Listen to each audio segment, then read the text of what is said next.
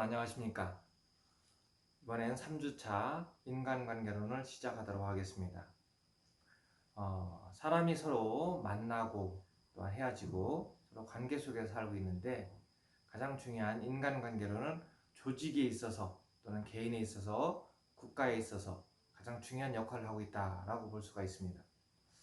그 퍼시딕이라는 사람이 이런 이야기를 했어요. 우리 시대가 당면한 가장 중요한 문제는 우리가 인간관계의 문제를 해결하는 데 있어서 불가결한 이해와 지혜를 가질 수 있느냐라는 것을 이야기했어요.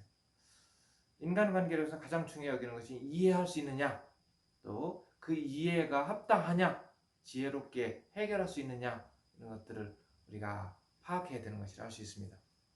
자, 이런 것들이 되면, 이루어진다고 하면 인간관계는 정상적인 인간관계가 될 수 있어요. 그리고 그 인간관계를 통해서 무엇인가 발전이 있을 수 있다라는 것을 볼 수가 있어요. 오늘날의 조직에 많은 조직들의 문제점들이 있는데 그 조직들의 문제는 구성원의 문제가 있을 수 있고 어떤 프로그램의 문제가 있을 수 있고 제도의 문제가 있을 수 있습니다. 법적인 문제가 있을 수 있는데 그 중에서도 가장 중요하게 요즘에 다루고 있는 것이 창의성적인 인간관계를 이야기하고 있어요.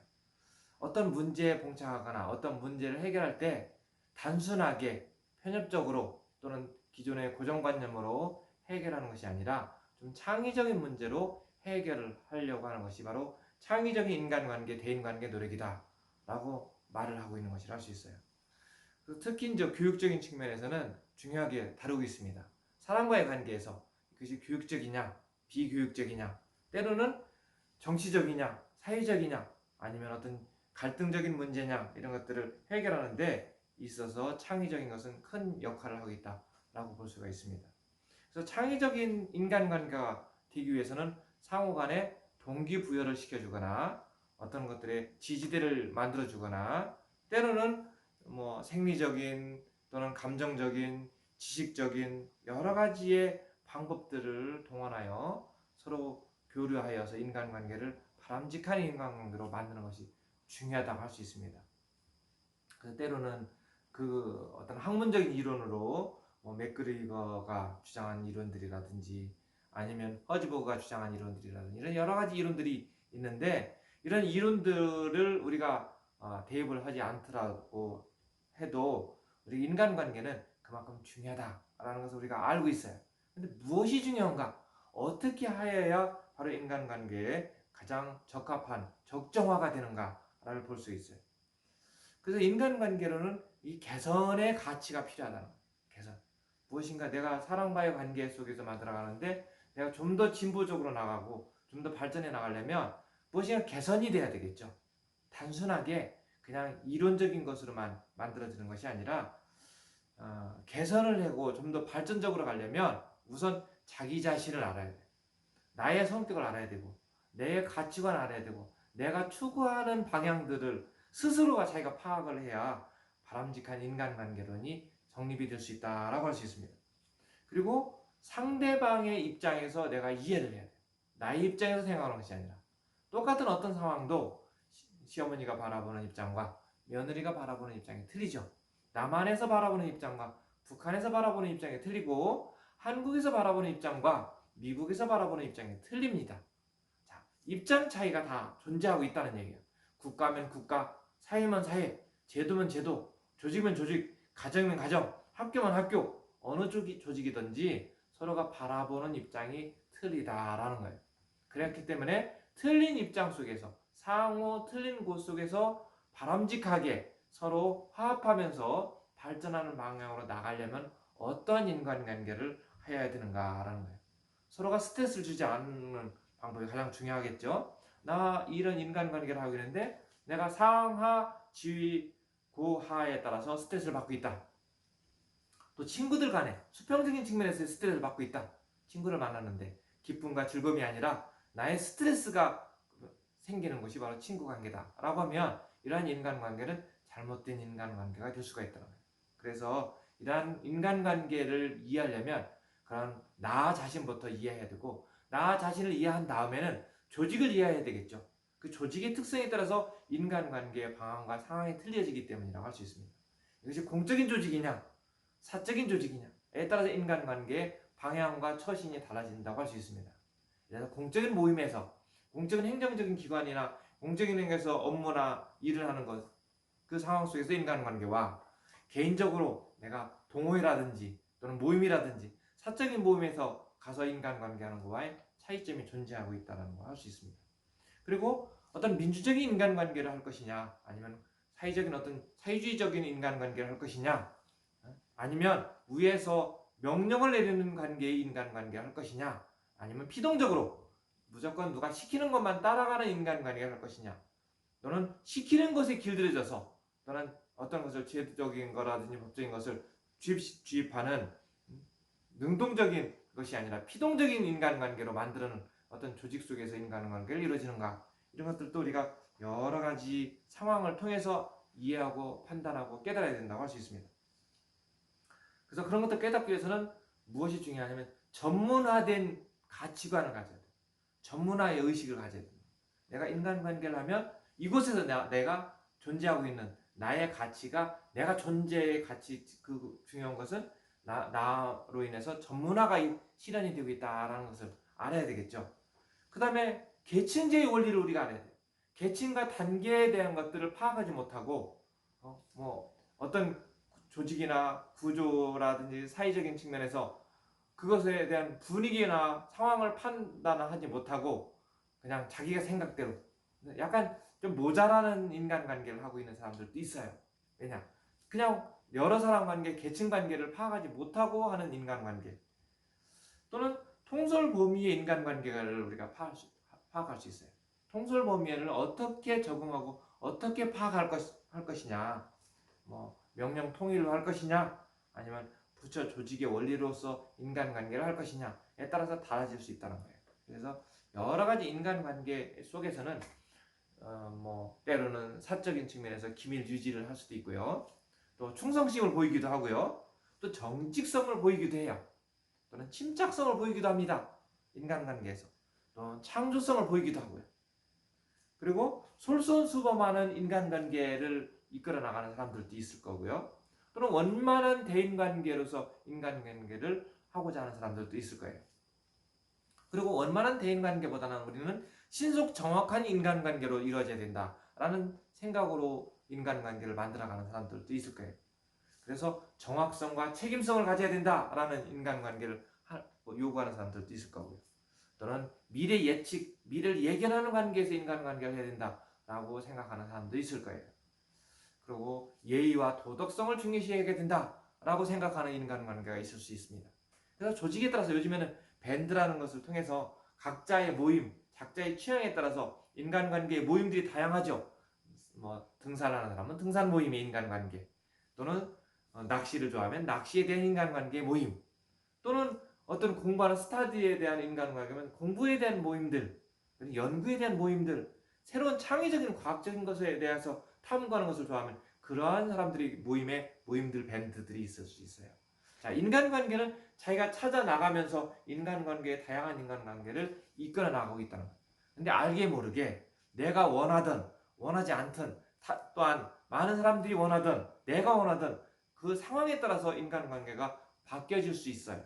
그 상황에 따라서. 그래서 인간관계는 이것이 정답이다. 예를 들어 예의범절 도덕적인 것으로만 해야 인간관계가 바람직하다. 이것만이 정답이다 라고 생각하면 잘못된 것이라고 할 수 있어요. 다양하게 상황과 여건에 따라서 인간관계가 달라질 수 있기 때문이라고 할 수 있습니다. 그래서 자기를 노출을 좋아하는 인간관계가 있을 수 있고, 자기 폐쇄적인 것, 내가 알려지는 걸 싫어해서 얼굴도 알려지는 걸 싫어하는 그런, 또는 전화번호도 알려주는 걸 싫어하고, 또는 그 어떤 것도 알려지는 걸 싫어해서 폐쇄적인 인간관계를 만드는 사람들도 있어요. 그러니까 타인과의 소통관계에서 단절된 인간관계를 만드는 사람들도 있을 거고요. 소통관계를 원활하게 오픈시켜서 하는 인간관계도 있을 수 있어요. 그리고 이런 모든 인간관계 가장 중요한 것은 뭐냐면 페이스 투 페이스, 서로가 얼굴을 보면서 서로 인간관계를 만들어갈 수 있느냐라고 할 수 있어요. 여러 가지 우리는 살아가면서 스트레스 속에 살고 있죠. 직무적인 스트레스가 있을 수 있고요. 역할 갈등에 대한 스트레스가 있을 수 있어요. 또 역할이 모호하다 보니까 내가 어떻게 행동해야 되고 내가 어떤 인간관계를 해야 될지 몰라서 하는 인간관계의 스트레스가 있을 수 있습니다. 또는 직무가 과중해서 도저히 생활할 수 없거나 일을 할 수 없어서 오는 인간관계에 직무 스트레스가 있을 수 있습니다. 또는 사람을 만나는 것 자체가 스트레스인 사람도 있어요. 그러니까 인간관계 자체가 스트레스라 그것을 안 하고 싶어하는 그런 인간관계형의 인간도 있을 수 있습니다. 그래서 이런 사람들에 대한 파악, 정보를 파악하고 그 사람에 대해 어떤 것을 파악하는 것, 이것이 중요해요. 그래서 정보관리의 인간관계론도 요즘에 등장하고 있습니다. 그래서 과연 우리는 온전한 삶이란 무엇인가? 온전한 삶으로 인간관계를 해서 내가 발전하고 성장하고 좀 더 나은 미래를 바라보는 인간관계는 어떻게 해야 될 것인가? 이런 것이 아주 중요하다고 할 수 있습니다. 그래서 고대 과거로부터 고대 수천 년, 수만 년, 수억 년 전부터 이루어졌던 이 지구상에 그 많은 어떤 응축된 에너지를 통해서 우리 인간관계는 과연 어떻게 미래를 이끌어가고 현재를 이끌어가야 될 것인가 우리가 생각해 봐야 된다고 할 수 있습니다. 그래서 계획을 잘 세우거나 미래를 예측하거나 또는 어떤 문제를 잘 해결하거나 또는 목적의식이 있거나 또는 제한된 어떤 가치관이 있거나 여러 가지의 인간관계를 통해서 이루어진다고 할 수 있겠죠. 생산적인 인간관계로 될 수도 있고 사회적인 봉사적인 측면에서 인간관계로 될 수 있고요. 또는 고객을 창조하거나 고객을 좀 더 발전시킬 수 있는 그 인간관계론이 될 수도 있고요. 또는 다원 목적론적인 측면에서 인간관계론이 될 수 있고 수익성, 생산성, 또는 안정성, 탄력성, 균형성 이런 것을 통해서 인간관계론이 다양하게 바뀌어 나갈 수도 있고요. 또는 개인적인 측면이나 공적인 측면에서 인간관계론이 다양하게 바뀔 수가 있어요. 그리고 형법적인 측면, 민법적인 측면, 또는 협동적인 측면, 또는 합법적인 측면 여러 가지 인간관계론이 존재할 수 있어요. 그래서 인간은 인간 나름대로의 존재의 목적이 존재한다. 그럼 여러분들은 과연 여러분들이 지금 살고 있는데 여러분의 삶의 지금까지 인간관계론의 인간의 존재의 목적은 과연 무엇인가? 생각해 볼 필요가 있죠. 나는 과연 왜 살고 있는가? 단순하게 태어났으니까 내가 자라서 음식을 먹고 힘을 내서 직장생활하고 사람을 만나고 어쩔 수 없이 이런 인간관계를 하는 것인가? 아니면 어떤 정신적인 측면에서 내가 사회에 기여를 하고 봉사하고 서비스하고 사회에 어떤 것을 좀 더 나았게 만들기 위해서 인간관계를 하는 것인가? 아니면 사회에 어떤 질서를 만들기 위해서 내가 존재하는가? 질서를 만들기 위한 나의 질성 구성원 하나로서 인간관계를 하고 있는가? 그래서 여러 가지 상황은 인간은 세상 살면서 원인과 결과 속에서 이루어지는 인간관계 속에 살고 있다는 얘기예요. 그래서 사람은 원래 정신과 육체 속에서 서로 관계성이 있듯이 인간관계론도 사람과 사람과의 관계성 또 조직과 조직 간의 관계 속에서 내가 포함되어 있을 때 인간관계로는 어떻게 할 것인가? 세상에 어떤 것은 모든 것은 다 우연은 없다고 이야기 있어요. 우연은 없다. 실패하는 사람들도 실패의 원리가 있어요. 우연은 없습니다. 공식이 있어요. 실패하는 사람은 실패의 공식이 있고 성공하는 사람은 성공의 공식이 있습니다. 어쩌다가 로또에 당첨되듯이 원인과 결과가 없이 때로는 우연이 없이 이루어질 수도 있습니다. 그거는 몇만 분의 일을 이 정도밖에 안 되기 때문에 대부분 모든 관계는 서로 관계성 속에서 이루어진다. 그리고 원인과 결과 속에서 이루어진다라고 할 수 있습니다. 그래서 인간이라는 것, 사람이라는 것, 인생의 삶이라는 것 이런 것을 통해서 우리가 어떤 것이 바람직한가, 내가 다른 사람에게 도움이 될 것인가, 이 조직에게 도움이 될 것인가를 생각하면서 인간관계론을 해야 바람직한 인간관계론이 될 수 있다는 거예요. 그래서 인간은 태어난 순간의 인간이 아니라 자라나면서 인간이다라는 말이 있어요. 태어난 순간에는 동물적인 측면에서 어린아이가 태어나서 바로 뭔가를 먹어야 되고 먹고 나면 잠자야 되고 잠자고 나면 싸야 되고 이런 동물적인 관계에서의 기간이 있어요. 그리고 동물적인 관계에서 서서히 자라면서 학습을 통해서 교육을 통해서 인간이 인간다워지고 있는 거죠. 그리고 인간이 인간다워지기 위해서는 교육이라는 단계를 거쳐가면서 시간이라는 단계를 거쳐가고 있습니다. 동물과 사람과의 차이점은 상당히 많이 있어요. 예를 들어서 송아지는 태어나면서부터 몇 시간 지나면 발딱 일어납니다. 근데 사람은 태어나서 바로 아기가 태어나서 바로 벌떡 일어나서 돌아다니지 않아요. 시간이 지나잖아요. 뭐 1년 지나고 2년 지나고 뭐 돌 지나고 시간이 오랜 시간이 지나면 그제서 일어나고 조금 어린아이가 발딱 일어났다고 치면 걸으면 막 온 가족이 기뻐가지고 어린아이가 걸었다고 박수치고 기뻐해 주잖아요. 자, 인간은 그만 시간적인 단계가 오래 걸립니다. 단계는 오래 걸린다. 우리가 삶이라는 것은 그만큼 단계성에서 천천히 이루어진다고 할 수 있어요. 그래서 인간관계를 단순하게 생각해서 이런 인간관계를 할 거야. 이것이 바람직할까? 이게 좋다. 뭐 이거에는 인간관계로는 없어라고 생각해서는 안 된다는 거예요. 그래서 인간은 뭐 불교에서 말하는 천상천하 유아독존이라고 하죠. 세상에 태어났을 때 하나밖에 없다는 얘기예요. 그리고 기독교에서는 인간은 하나님의 아들들이라는 말을 표현하고 있죠. 그리고 동양에서는 인간을 만물의 영장이라는 말을 표현하잖아요. 자, 인간이라는 것은 이처럼 중요한 역할을 가지고 있죠. 그래서 이런 인간 속에서 우리가 인간관계론을 파악하면 오늘 주제는 제가 PPT 자료에 올린 것은 인간관계론 중에서 평준화에 대해서 잠깐 생각해 볼 필요가 있어서 평준화에 대해서 제가 자료를 올렸어요. 그러면 인간은 다 평준한가? 평준해야 인간으로서 가치와 생각이 맞는가? 그러면 평준하게 대해주고 평균적으로 똑같이 만들어야 되는가? 이런 것들을 우리가 생각해 볼 필요가 있겠죠.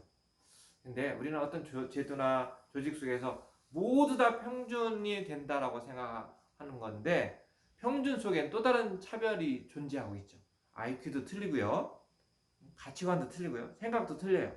그래서 여러 가지 문제점들을 우리가 생각해 볼 필요가 있어요. 과연 우리 인간은 평균적인 측면에서 평준화로 진행해서 나아가야 될 것인가? 그래서 이런 것들도 우리가 생각해 보면 여러 가지의 가치적인 측면, 또는 창의적인 측면, 제도적인 측면, 법적인 측면, 또는 학력적인 측면, 또는 뭐 국가의 정부 지원적인 측면, 또 뭐 다면적인 측면에서 우리가 이해하고 깨달을 필요가 있겠죠. 그래서 평준화에 대한 생각도 우리가 한 번 정도는 해볼 필요가 있다라고 할 수 있어요. 그러면 이런 평준화가 옳다, 그르다 많은 학자들이 주장을 하겠죠. 평준화는 꼭 필요해. 왜냐면 우리 인간은 평균적인 측면에서 평준화된 인간으로 살아야 되기 때문에 평준화가 꼭 필요하다라는 사람이 있는 반면에 우리 인간은 사람마다 노력하는 것이 틀리고 가치관도 틀리고 IQ도 틀리기 때문에 평준화는 필요 없다.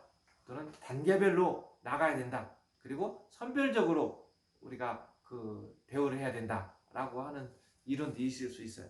근데 제가 볼 때는 평준화가 됐건 평준화가 아니건 간에 두 이론들이 다 맞다고 저는 생각합니다. 왜냐하면 시대에 따라서, 여건에 따라서, 조직에 따라서, 그때 그 상황에 따라서, 그 조직에 따라서 평준화가 맞을 시대가 있고 평준화가 맞지 않는 시대가 있어요.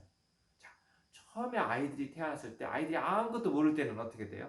아이들이 칼을 가지고 막 휘젓고 놀면 어떻게 우리 사람의 어른이 칼을 아이에서 뺏어서 못하게 하죠. 제재를 하죠. 국가나 시대 사회에 경제가 발전하지 못하고 문화나 가치관이나 사회가 발전하지 못한 시대에는 평준화를 그때 시대에 평준화하면 우왕좌왕 이것도 안 되고 저것도 안 됩니다. 아무것도 안 돼요. 그때는 어떻게 되냐면 국가나 제도나 우리 사람이 먼저 알고 있는 사람들이 먼저 깨달은 사람이 먼저 어떤 제도나 가치를 높이 알고 있는 사람이 그 사람을 또는 그 조직을 끌어가는 것이 중요합니다. 그래서 평준화가 그 시대의 평준화는 안 된 것이고 또 바람직하지 않다고 봐요. 그럼 국가가 발전하고 사회가 발전해서 어느 정도 단계에서 의식이 있고 국민의 의식이 있고 국민의 가치관이 성장되어 있을 때는 그때는 사람들은 끌고 가는 걸 싫어하죠. 남에게 지배를 받는 걸 싫어합니다. 그래서 그때는 평준화적인 측면에서 이끌어 나가야 돼요. 너도 똑같고 나도 똑같다. 평준화로 끌어가. 시대에 따라 달라진다는 얘기예요. 시대에 따라서 가치관에 따라서 국가에 따라서 조직에 따라 달라지기 때문에 이 평준화의 가치성을 우리가 토론을 시키면 평준화를 찬성하는 쪽의 패널들과 반대하는 사람 쪽의 패널들을 서로가 이렇게 토론을 붙이면 서로가 아주 열심히 토론을 하겠죠. 그렇지만 결국에는 정답이 없습니다. 결국에는 정답이 없어요. 왜냐? 이쪽의 이론도 맞고 이쪽의 이론도 맞습니다. 맞을 수밖에 없어요. 제도와 학문과 이론은 자기가 주장하는 거에 따라서 맞게 돼 있기 때문에 그래요. 원래 사회과학은 정답이 없습니다. 뭐 예를 들어 자연과학은 물과 수소를 합치거나 또는 물과 수소를 분리하면 무엇이 된다. 이렇게 딱 정해져 있죠. 물과 어떤 물질과 어떤 물질을 합치면 어떤 물질이 이루어진다. 라는 자연과학에서는 정답이 있습니다. 그런데 사회과학이나 인문과학에서는 주장하는 것에 따라서 어떠한 논리를 펴느냐에 따라서 어떠한 주장의 합리성을 가지고서 주장하느냐에 따라서 그 논리가 정답이 될 수도 있고 정답이 안 될 수도 있습니다. 그래서 우리가 평준화적인 측면에 어떤 이론이 맞다 틀리다라고 지나치게 시간 낭비할 필요는 없습니다. 여러분들이 생각할 것은 그러면 이것을 어떻게 해석할 것이냐. 저희 이제 학생들은 이걸 생각해야 돼. 평준화를 찬성하는 쪽, 평준화를 반대하는 쪽 각자 의견들이 있는데 이것을 해석을 어떻게 내가 할 거냐. 내가 해석자로 있어요. 중간에서 이 두 가지를 다 보고 어떻게 판결을 내릴 것이냐. 이 해석적인 측면이 중요하다고 할 수 있어요. 그래서 해석도 중요한 게 뭐냐면 해석하는 사람의 지적 성숙도에 따라서 달라질 수 있어요. 이것이 맞다, 이것이 틀리다 라고 주장하는 주장의 근거가 뭐냐면 해석하는 해석자의 지적 성숙도에 따라서 달라질 수 있다는 거예요. 그래서 예를 들어서 골목에서 자동차를 몰고 가는데 아이가 골목에 튀어나왔어요. 그래서 운전자가 아이를 칠까 하면 끽 하고 자동차를 섰단 말이에요. 그 시대에 그 상황에 아이를 칠 뻔한 그 운전자는 아이를 향해서 욕을 하겠죠. 응? 골목에서 뛰어다니고 골목에서 공 가지고 놀면 돼! 라고 이야기를 하겠죠. 근데 그 아이의 부모는 어느 입장에서 바라봐요? 아이 입장에서 바라보잖아요. 아니 골목길에서 자동차를 그렇게 빨리 달리면 됩니까? 라고 이야기를 하겠죠. 자, 그러면 제3자는 어떻게 생각해요? 이건 도로교통법의 문제다. 도로에 골목에서 자동차가 다니게 되어 있는 이 도로의 문제다. 도로교통법의 문제다. 라고 이야기합니다. 그래서 여러 가지 바라보는 해석의 차이가 존재할 수 있다라는 거예요. 그래서 우리가 어떤 인간관계, 가치관, 생각 이런 것들을 우리가 볼 때는 가치관이나 생각이나 의지를 어떤 방향에서 주장하고 어떻게 바라보느냐가 중요해요. 그래서 우리가 깨어있는 의식, 가치 있는 의식. 뭐 공자는 아침에 도를 들으면 저녁에 죽어도 좋다라는 이야기를 했죠. 그리고 불교에서는 천축국으로 가는 그 가치, 의지 또는 생각, 도를 닦아서 수행을 해서 천축국으로 가는 목적을 가지고 있겠죠. 뭐 예수는 진리가 너희를 자유케 하리라. 진리적인 측면에서 주장을 하겠죠. 여러 가지 가치, 참된 진리, 바라보는 판단 기준 이런 것들이 달라질 수 있다라는 거예요. 그래서 우리의 생각, 가치관이 우리 인간관계론 측면에서 다양하게 접근할 수 있다라는 거예요. 그래서 사고방식이 신축성이 있기도 하고요. 개방적인 인간관계론이 되기도 하고요. 가능성이 있기도 하고 비가능성이 있을 수도 있고요. 또는 때로는 프래그마티즘인 실용주의를 강조하기도 하고요. 또는 아이디어의 발상적인 측면에서 인간관계를 보기도 하고요.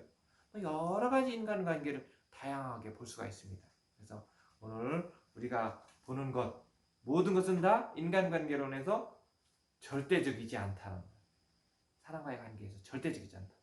예를 들어서 사람이 이 사람은 내가 처음에 이제 데이트할 때 이 사람은 사귀었는데 영혼이 너무나 좋아서 내 생각하고 딱 맞아 라고 했는데 어느 날 생각과 가치관이 틀린 경우도 있죠. 그러니까 모든 것은 절대적이지 않다는 거예요. 내가 어렸을 때 생각할 땐 이것이 정답인 줄 알았는데 나중에 알고 봤더니 아니더라. 그래서 내 생각의 가치관에서 바뀌어지는 거죠. 그래서 모든 것은 절대적이지 않다는 거예요. 그래서 그렇다면 어떻게 하냐면 변화에 우리가 능동적으로 접근하고 능동적으로 받아들여야 된다는 거예요. 그래서 우리가 뭐 생각이나 가치관이나 생각이나 이런 것들도 여러 가지 포괄적인 측면에서 바라볼 수 있어야 된다라는 거예요. 그래서 이것은 이제 마인드 맵이라는 말로 표현해요. 나의 생각, 마음을 그림으로 지도화시켜서 매핑을 할 수 있다는 거예요. 마인드 매핑. 그래서 매핑해서 내가 보라고는 생각, 내가 가치관 생각, 내가 추구하는 생각, 나의 미래상 이런 관계 속에서 인간관계로는 거기에서 출현해서 비슷한 관계로 움직여요. 내가 원하는 쪽에서 움직인단 말이에요. 내가 정치적인 측면에서 좋아하면 정치 노선에 있는 사람들과의 만나서 인간관계를 하게 돼 있어요. 나는 정치하고 상관없어. 나는 조용하게 산속에 들어가서 나는 자연인이다. 이것에 나는 관심이 있어서 그쪽을 한다면 나는 그런 사람들과의 인간관계를 할 수밖에 없다는 거예요. 그래서 자기가 바라보는 마인드 매핑에 따라서 움직인다는 거예요. 그래서 인간관계론처럼 인간관계의 가치관이나 생각도 우리가 생각하는 자아중심적인 측면, 자아의 가치관적인 측면, 자아의 지식적인 측면, 나의 지적 성숙도에 따라서 다양하게 인간관계론이 분파되고 나눠지고 또는 역할을 하기도 하고 또는 발현시키기도 하고 이렇게 한다는 거예요. 그래서 인간관계로는 우리가 좀 더 포괄적으로 우리가 생각해 볼 필요가 있다. 우리 평준화적인 측면을 우리가 생각을 좀 해보자겠는데 이제 우리 선생님들께서 평준화는 어떤가? 우리 한국의 교육제도의 평준화, 우리나라의 모든 평준화가 과연 합당한가? 제가 아까 저는 학문적인 측면에서 이쪽도 맞고 이쪽도 맞다고 이야기를 했어요. 평준화도 맞고 비평준화도 맞다라고 얘기했어요. 근데 선생님들이 생각할 때는 어떤가? 그러니까 내가 생각할 때는 평준화가 어떤가를 정도를 한 번 정도는 생각을 해보고 그런 깨닫고 또 이해하고 분석도 해보시고 그러면서 좀 더 성숙된 가치관이 좀 높아지는 성장하는 계기가 되는 그런 시간이 되었으면 좋겠습니다. 오늘 수업은 여기서 마치겠습니다. 감사합니다.